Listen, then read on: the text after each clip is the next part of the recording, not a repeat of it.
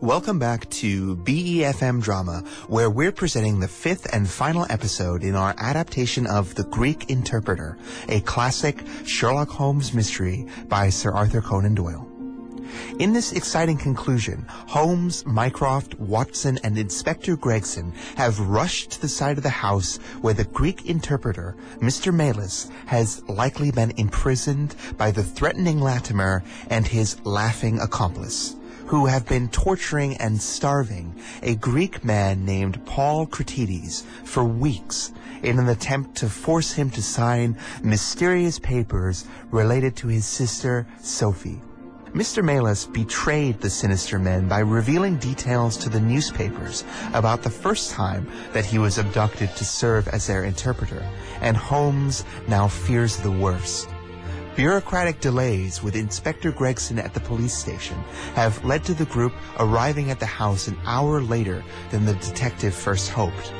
Are they in time to catch the criminals and save the interpreter? Let's find out here on BeFM Drama, where I'll be joining you in the role of Dr. John Watson. We left our cabs and rushed up the drive towards the front entrance of the house, desperate to make our way inside before it was too late. The windows are dark. The house seems deserted. Our birds have flown the coop and their nest is empty. Why do you say that? A carriage heavily loaded with luggage passed this way during the last hour. We reached the front door of the house and found it securely locked and hewn from solid oak. The inspector shrugged his shoulders. It will not be an easy door to break down, but we must try if we cannot make someone hear us inside.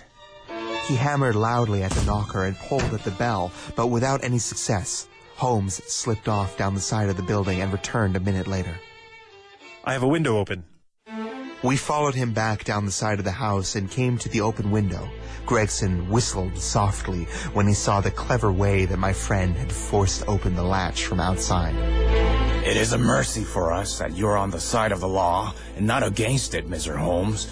But I think that under the circumstances, we may enter without an invitation. One after the other, we made our way into a large room, which was clearly the one that Mr. Melas had described to us. The inspector had lit his lantern, and by its light we could see 2 chairs, the curtain, the lamp, and the suit of Japanese armor, as Melas had described them. On the table lay 2 glasses, an empty brandy bottle, and the remains of a meal. Suddenly, Holmes froze with his ear cocked to one side, almost in the attitude of a hound. What is that? We all stood and listened. There was a low, moaning sound coming from somewhere over our heads. Holmes rushed to the door and out into the hall. The horrible noise came from upstairs. He ran up, with the inspector and I at his heels, while his brother, Mycroft, followed behind as quickly as his great size would allow. There were 3 doors at the top of the stairs, and it was from the central one that the sinister sounds were emerging, falling sometimes into a dull mumble, and then rising again into a shrill whine. The door was locked. Holmes knocked against it with his shoulder, but it didn't budge. Then Mycroft pulled him aside. Step aside, brother. In this instance, I think my bulk may be to our advantage. Mycroft took a few steps backwards, then rushed at the door, crashing into it with the full weight of his body and smashing it off its hinges. Holmes rushed into the room after him, but an instant later the 2 brothers came running back out into the hallway, choking and coughing. It's charcoal. Give it time, it will clear. Peering into the room, we saw that the only light came from a dull blue flame flickering from a small brass tripod set up in the center. It threw a vivid, unnatural circle of light upon the floor in the thick haze, while in the shadows beyond, we saw the vague figure of 2 human beings crouched up against the wall. From the open door there reeked a horrible, poisonous exhalation of suffocating smoke, which set us gasping and coughing. Holmes rushed to the top of the stairs to take a breath of fresh air, and then dashed back into the room. Holmes, what are you doing? I have to get the window open. I heard him coughing, and then a clang of crashing metal and the smashing tinkle of broken glass before Holmes stumbled back out into the corridor, wheezing and panting. Holmes, are you all right? Yes, Watson, I'm fine. I threw the charcoal tripod through the window. There was no time for delicacy. We can enter in a minute. Where's a candle? I doubt there's enough air left to strike so much as a match. Mycroft? Yes, brother? Get a light and hold it at the door and we shall pull them out. Now, Mycroft, Watson, Inspector, come with me. With a rush, we got to the poisoned men and dragged them out into the well-lit hall. Both of them were blue-lipped and insensible, with swollen, congested faces and protruding eyes.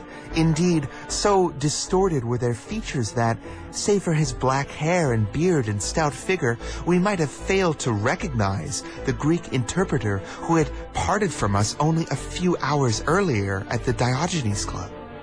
His hands and feet were securely tied together, and he had over one eye the bruises from a violent blow. My God, Melas. And the other? With the sticking plasters all over his face. That must be Mr. Kratides. Watson, we're too late. He was right. The other man, who had been tied in a similar fashion, was tall and in the final stages of starvation, with several strips of sticking plaster arranged in a grotesque pattern all over his face. He had been still and stiff as we pulled him from that poisonous room, and one glance at his bulging, wide-open eyes told me that our aid had come too late.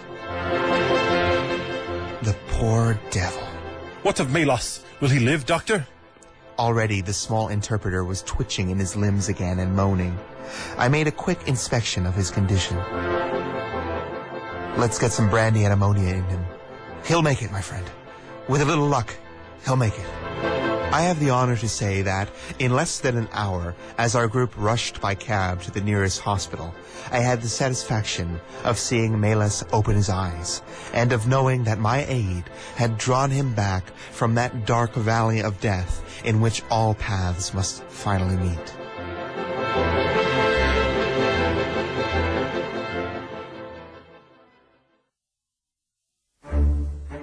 And such was the singular case of the Greek interpreter, the final explanation of which was still somewhat mysterious. Holmes and I were able to find out that the unfortunate young lady was from a wealthy Grecian family, and that she had been on a visit with some friends to England. While there, she had met a man named Harold Latimer, who had seduced her, and eventually persuaded her to elope with him.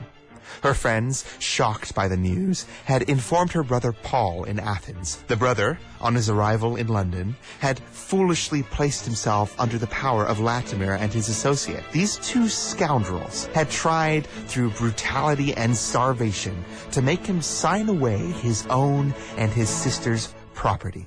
They had kept him in the house without the girl's knowledge, and the sticking plaster all over his face had been for the purpose of making it difficult for her to recognize him in case she ever caught glimpse of him. Her perception, however, had instantly seen through that disguise when, on the occasion of Melas's first visit to the house, she had seen for the first time what had been done to her brother and what sort of man Latimer truly was. The poor girl, however, was herself now a prisoner. Knowing that their secret had been exposed in the newspapers by Mycroft and Melas, and that their prisoner would not be coerced, the two villains with the girl had fled away from the furnished house, having first, so they thought, taken deadly vengeance upon both the man who had defied them and the one who had betrayed them. Months afterwards, a curious newspaper report reached us from Budapest. It told us how two Englishmen who had been traveling with a Greek woman had met a tragic end. They had both been stabbed to death, it seems, and the Hungarian police were of the opinion that they had fought and killed one another. Holmes, however, is, I fancy, of quite a different way of thinking, and holds to this day that if one could only find that Grecian girl, Sophy Kratides, one might learn how she came to personally and bloodily avenge the death of her brother on those foul men who'd thought to take advantage of her.